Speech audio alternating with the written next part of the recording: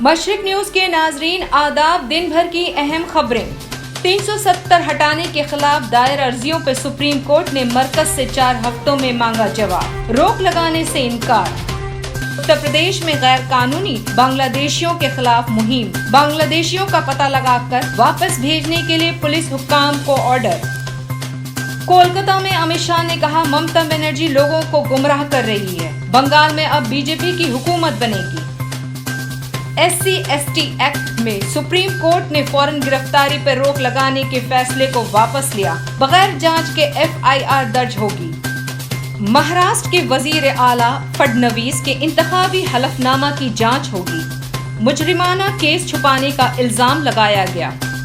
پٹنہ میں بارش سے جہاں مشکلات کا سامنا ہے، وہیں پانی میں ایک ماڈل نے یوں اپنے حسن کا جلوہ دکھایا۔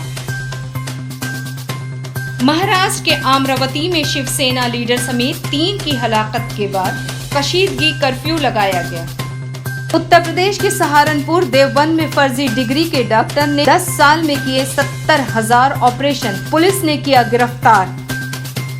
اتر پردیش کے رامپور میں خواتین سپاہیوں سے چھیڑ چھاڑ کے الزام میں 8 سڑک چھاپ مجنو گرفتار۔ خبریں تفصیل سے۔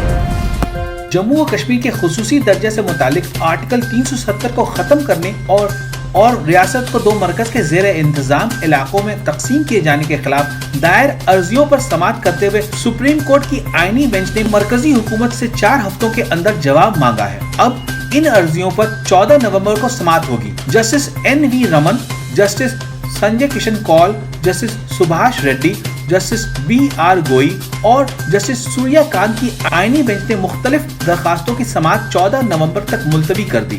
مرکزی حکومت نے سماعت کے دوران متعلقہ درخواستوں پر جواب کے لیے 4 ہفتوں کا وقت مانگا، جسے آئینی بینچ نے قبول کر لیا۔ بینچ نے مرکز کے حلف نامے پر درخواست گزاروں کو جواب کے لیے اس کے بعد 1 ہفتے کا وقت دیا اور سماعت 14 نومبر تک ملتوی کر دی۔ آئینی بینچ کے وکیل Manohar Lal Sharma, Farooq Ahmad Dar, Shakir Shabir, Shoaib Qureshi, national conference leader Mohammad Akbar Lone, Inder Salim, سابق IAS افسر شاہ فیصل، شہلا رشید اور محمد یوسف تاریگامی کی درخواستوں کی سماعت کر رہی ہے۔ عدالت نے کشمیر ٹائمز کی ایڈیٹر انورادھا بھسین کی عرضی اور ریاست میں انٹرنیٹ سروس بحالی کو لے کر دائر درخواستوں کی سماعت کے لیے 16 اکتوبر کی تاریخ مقرر کی ہے۔ اتر پردیش میں غیر قانونی طور سے رہ رہے بنگلہ دیشیوں کے خلاف مہم شروع کی گئی۔ NRC کے لیے ڈرافٹنگ پر کام کیا جا رہا ہے۔ پورے صوبے میں بنگلہ دیشیوں کا پتہ لگا کر انہیں واپس بھیجنے کی ہدایت جاری کی گئی ہے۔ محکمہ پولیس نے ریاست میں رہ رہے غیر قانونی مہاجرین کی نشاندہی کے لیے آرڈر جاری کرتے ہوئے ان کا علیحدہ کمپیوٹر ڈاٹا تیار کرنے کی ہدایت دی ہے۔ اس بارے میں director general of police OP Singh نے تمام اضلاع کے پولیس ہیڈ کو حکم نامہ جاری کیا ہے۔ اس بارے میں ریاستی حکومت کے افسران نے اتر پردیش میں NRC سے کسی بھی قسم کے تعلق ہونے سے انکار کیا ہے۔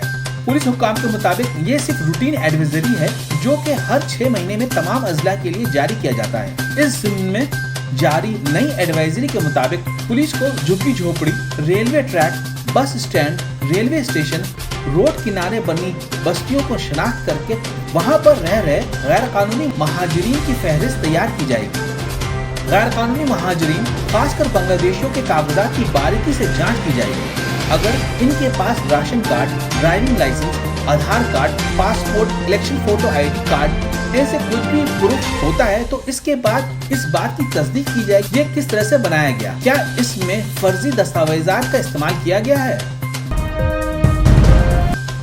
کولکتہ کے خضرپور میں درگا پوجا افتتاح کے موقع پر وزیر اعلیٰ ممتا بنرجی شریک ہوئی۔ ریاستی وزیر شہری ترقیات فرحاد حکیم، کونسلر شمس اقبال انیل اور ان کی اہلیہ پروین خان نے وزیر اعلیٰ کا استقبال پھولوں سے کیا۔ درگا پوجا کا تہوار کولکتہ میں اتحاد، قومی یکجہتی کے جذبے سے منایا جاتا رہا ہے۔ یہی وجہ ہے کہ سماجی کارکن محمد ایوب خان کے بیٹے غلام اور بیٹی پروین نے اپنے والد کی روایت کو برقرار رکھا ہے۔ وزیر اعلیٰ ممتا بنرجی کی مقبولیت کے باعث یہاں ان کی ایک جھلک دیکھنے کو بھیڑ امڑ پڑی۔ اس موقع پر کونسلر شمیمہ ریحان خان، کونسلر انور خان ششٹی داس سمیت دیگر لیڈران بھی موجود تھے۔ آج بس اتنا ہی۔ مشرق نیوز کے ناظرین، شب بخیر۔